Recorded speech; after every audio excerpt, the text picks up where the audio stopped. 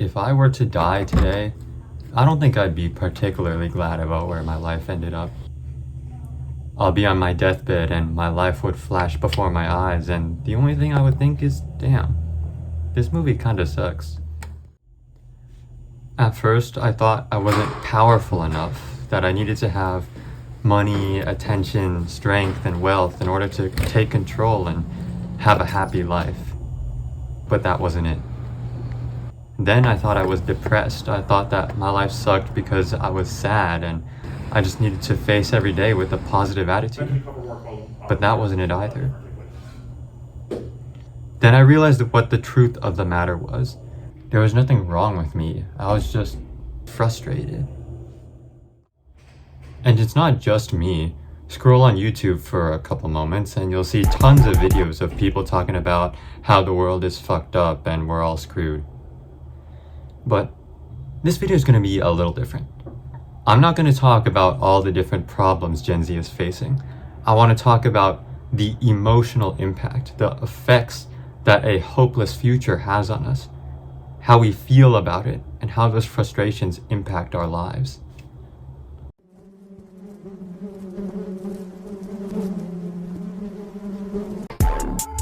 Hello, nobody. If you're watching this, I'm gonna assume that your dopamine receptors are totally fried, so let's just get into it. First of all, this is a satire account, so everything that I say is completely made up, okay? I always find it difficult to explain to the boomers and uneducated adults what exactly Gen Z is so frustrated about. You know, I could go on and on about how Congress is all geriatrics, wages are low, the social culture sucks, the economy is tanking, the environment's going to hell, consumerism's taking over our lives, and there's chaos and distress abound. But I'm not gonna get into that for this video. I just want you to realize that all of these different problems all contribute to one message, and that is the message that the future is hopeless. There's negativity bias, you know? The news never runs out of bad things to report. It's happening because they want to drill the idea that the future is hopeless into our brains, turning us all into doomer wojaks at this rate. They want us to believe that the future is fucked and it's working. So now, Gen Z understands that the future is hopeless. So what happens next? Well, we start losing hope in the present. We start losing interest into our own lives, becoming apathetic. We start retreating into our turtle shells and just working 9 to 5s and scrolling for the entire rest of our lives. When we start giving up, it leads to like a deficit into our happiness level. Like, I don't know if it's just me, but for my life, like whenever I feel happy, it feels fake, you know? Like, I'll be happy one moment and then I think like, wow, the world is fucked, the future is hopeless. It just feels fake, you know? And there's other forms of fake happiness too, like cheap dopamine that we all know about. How can I have true, genuine happiness when I don't believe in the future anymore? I believe that the future is hopeless. And this hopelessness, this nihilism, you know, it has so much more effect on our lives, so much more than we think. It's like we started at the bottom of the pit, and when we try to climb out, then the rocks keep slipping and holding us back. It's like if the itsy bitsy spider tried to climb up the waterspout during a never-ending rainstorm, you know? Do you feel me? Or am I just like talking crazy right now?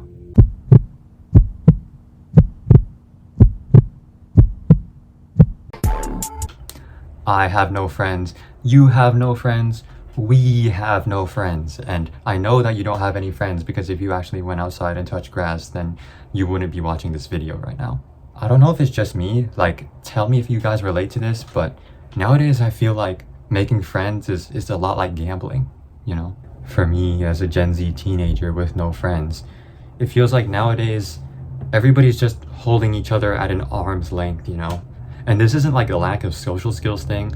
Like, I have social skills, I know how to play the conversation back and forth. When I say gambling, what I'm trying to say is like, one short conversation, it's not enough, you know? It's not enough to determine if you'll like that person or that other person likes you. Like, Okay, take this example. Let's say I walk up to a stranger and we exchange a couple sentences. That's not really conveying my whole self, you know? That's not really saying everything about me, about my person, about my personality. That's what I mean by keeping each other at an arm's length. Because we don't believe in anything anymore, because we don't believe in the future anymore, we think that the future is hopeless. What's the point of investing effort into making close relationships anymore? What's the point of that? Obviously nothing, because nowadays nobody wants to associate with anybody else. Our ability to form close relationships, it's been kind of ruined. You know? And we have to gamble. We just have to gamble. We have to play the numbers game, you know? Talk to tons and tons and tons of people until one conversation eventually clicks, which I don't know what that looks like. Because nobody wants to put effort into their relationships anymore if we don't believe it'll be worth anything in the end, right? The only social thing that we want to do is social media. We want to chase our dopamine because that's our little reprieve as we barrel into a hopeless adulthood. And that's even worse because it's feeding into social media companies. It's feeding into their idea that our lives have to be perfect and happy all the time. Like, we have to be happy. We always have to be hanging out with friends, always be doing something. I'll give you an example. Instagram stories, okay? Let's say that you and your friend group, you got together, you went to a party or something, you went to a concert, you had lots of fun, and you took a picture and posted it on your Instagram story. Now, I wake up in the morning and I check my phone, I check my Instagram stories, and I see that you and your friends having fun. And you know what I think? I think, damn, cool, good for you.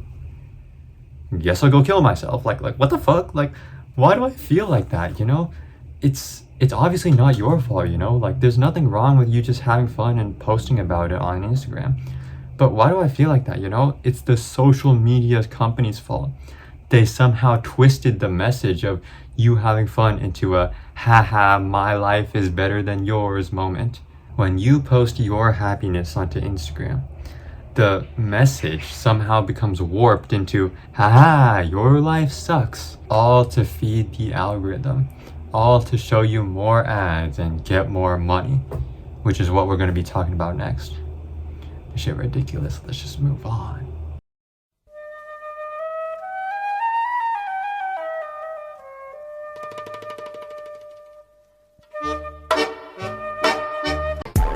At the end of the day, who benefits from this system? Who benefits from a society where everybody thinks that the future is hopeless? Yeah, well, it sure isn't Gen Z, you know. We're probably never gonna own a house and we're gonna die with like 50 different subscription services. Who benefits? Well, I think you already know the answer.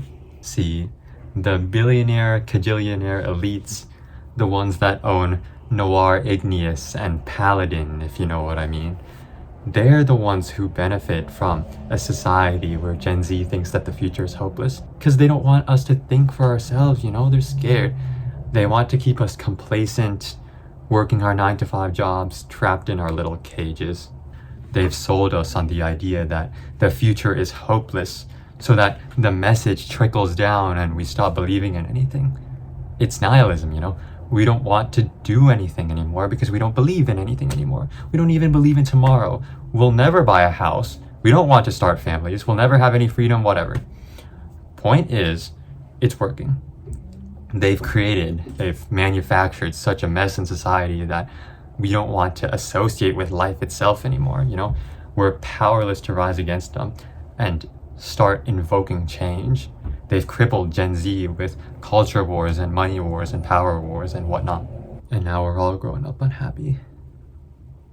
When I was in high school, literally just 1 year ago, I would often hear the kids, you know, they would have one bad thing happen to them, like one bad test grade or something. And then they would jokingly say like, I'm gonna go kill myself, like in a joking manner. And I thought, like, what the hell? Like why would they say something like that? What happened? It's because they have nothing left. Why would they stick around for a future that they think is hopeless? They don't believe in anything anymore. And only the rich billionaire tycoons are to blame for this. And I think it's so sad. You ever play Cyberpunk 2077? I think about that game a lot. For those of you who don't know, Cyberpunk, it's like set in a universe where these rich, unbeatable corporations have like taken over the government and they're controlling everything. And in particular in this game, there's this one character, his name is Johnny Silverhand, and he's the guy who like hates these rich corporations and wants to do away with all of them. And he tells us why. In the game, he tells us why exactly he hates these rich corporations. He says, word for word, I saw a corpse strip farmers of water, and eventually of land. Saw them transform Night City into a machine fueled by people's crushed spirits, broken dreams, and emptied pockets.